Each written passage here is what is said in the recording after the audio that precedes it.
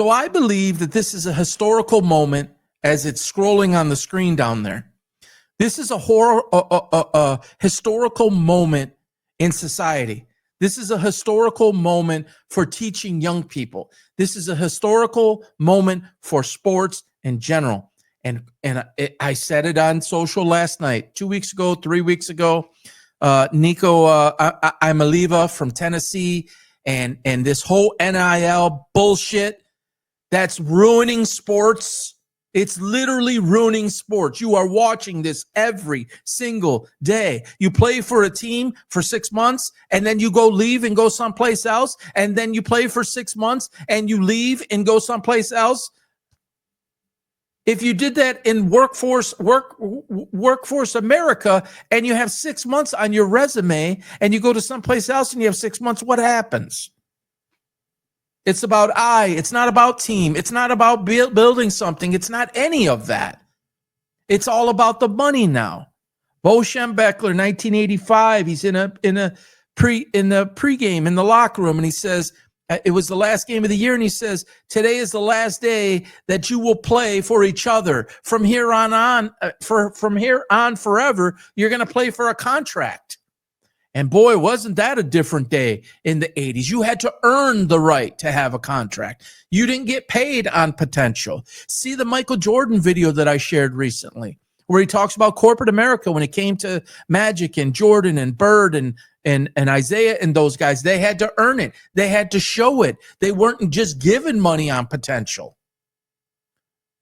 And this guy doesn't even have potential to be a top-flight NFL quarterback. And I'm going on way too damn long for this, but it's important to society. It's important to young kids. When I would be in the gym with kids, and I've been out of it since 2015, 10 years, they would emulate these people. They would emulate this behavior.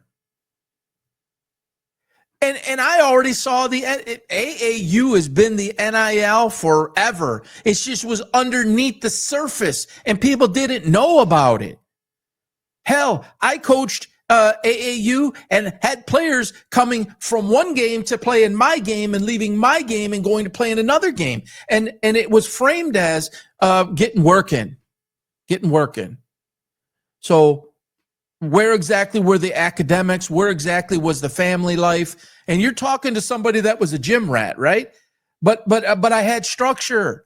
I had responsibilities. I had chores. I had obligations to my family before my father passed away. You're going from team to team to team. Who's your team? Who and what is it all about? That's why I think this is a big moment. That's why I think Dan Lanning from Oregon is the one who basically spoke up. People could call it rat. People are going to call it all this bullshit. But Dan Lanning spoke up, and he called Josh Heupel in Tennessee to tell them that Nico Immolated was sniffing around for another deal, another NIL deal, when he already had a deal in place with Tennessee or was negotiating with Tennessee. And then they got rid of him. That, I believed, was a watershed moment. That was, again, a pushback. That was, again, hey, we're watching this. We're monitoring this. You don't get to just do whatever the hell it is you want and expect yourself to be able to collect $2 million, $4 million. And what ended up happening to the guy? He was told no, and no again. And now he's ended up with UCLA for, I think, a quarter of the money, maybe a little bit more than half the money. How'd that work out? There is something to be said about the way you conduct yourself, about the way you act. And by the way, there's all sorts of footage and all sorts of film of the way Shedeur Sanders acted on the sidelines, how he acted towards ball boys. You know, the NFL is there. And if they're not there, they have all the tape in the world to watch your behavior. How you conduct yourself on the field, how you conduct yourself off the field, there is a camera on you 24/7. Looking for those things. And if you don't like it, get the hell out and go have a reality TV show. But there's a way you must conduct yourself. And there's guys that make mistakes all the time. The quarterback position, if you decide to play that, it comes with extra scrutiny. It comes with the ability to have extra humility. And let's talk about one other guy. Baker Mayfield when he came out. How'd that work out for him? It didn't work. Now he's 2.0, 3.0 version of Baker Mayfield. He got it, and somebody got to him. He says he found God, and good for him. Props to him. However he did it, he figured it out. He's become a leader, and an entire team franchise relies on him.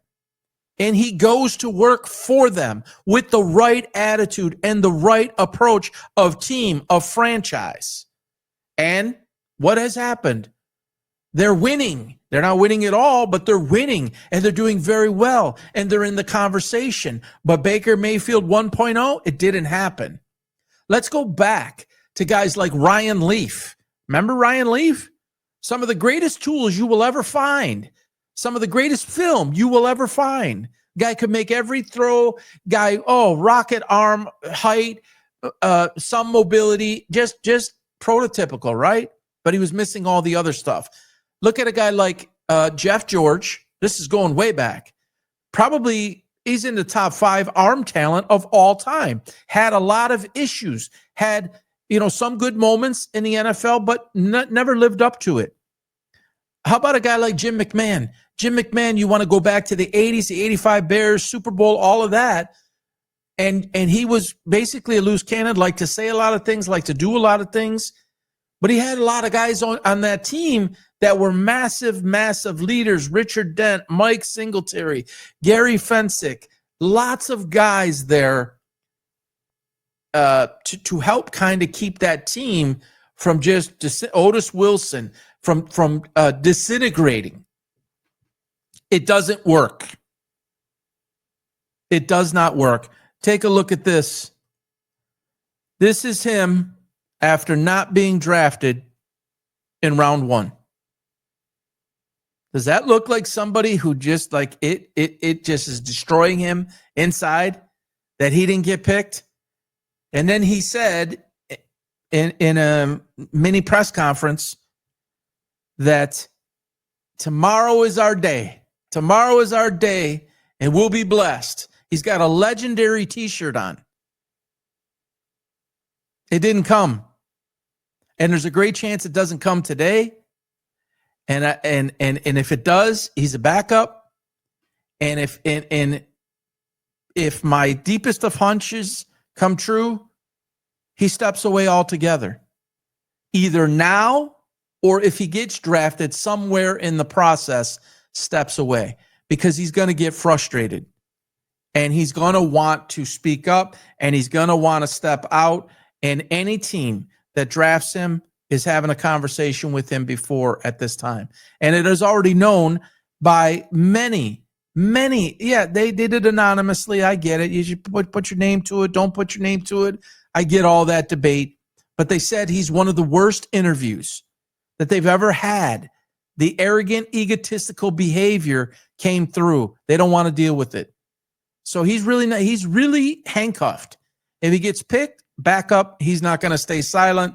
I don't think he has the wherewithal to be a team guy and sit back and take his medicine, like a Bryce Young as an example. How'd that feel for the number 1 overall pick to play half the season, and then 14-year veteran Andy Dalton gets put in front of you, and Bryce Young says, I'm going to support him. I'm going to do everything I got to do. I'm going to learn. There's lots of examples like that. You think this guy's that? He's not that. He's just not Bryce Young's mind. He's just not. And Bryce Young may never turn out to be anything spectacular, but he was the better for it. And he was humbled, and he took a step back, and he learned from Andy Dalton, who was a veteran. You think this guy's going to learn?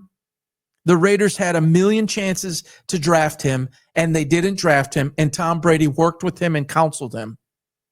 Why do you think Tom Brady, they need a quarterback in 4 years, 3 years? They took Geno Smith. They're paying him a lot of money. I get it. But Geno Smith isn't the 10-year answer, nor is this guy. And I think Tom Brady saw that personally. And I bet you Tom Brady's phone was blowing up. And people said, honestly, we won't expose you, but tell us, what do you see? And I think Tom Brady saw through it all. And I think word got out more than it had already been out. So I would expect this to continue to fall. And if it doesn't fall further and he does get picked, I think there's a super strong possibility that he steps away from football altogether and goes back to where I think his heart is really at. And again, that is fine. There's nothing wrong with that. You want to go be a rapper? Go be a rapper. You want to go build brands? Go build brands. You want the Sanders reality TV show? You want to have Prime Junior show like his dad's show? Go ahead. You want to go coach on your dad's team? Go ahead. But you're not an NFL quarterback, and you never were. This is just proof to it all. All right, moving on. Jeez.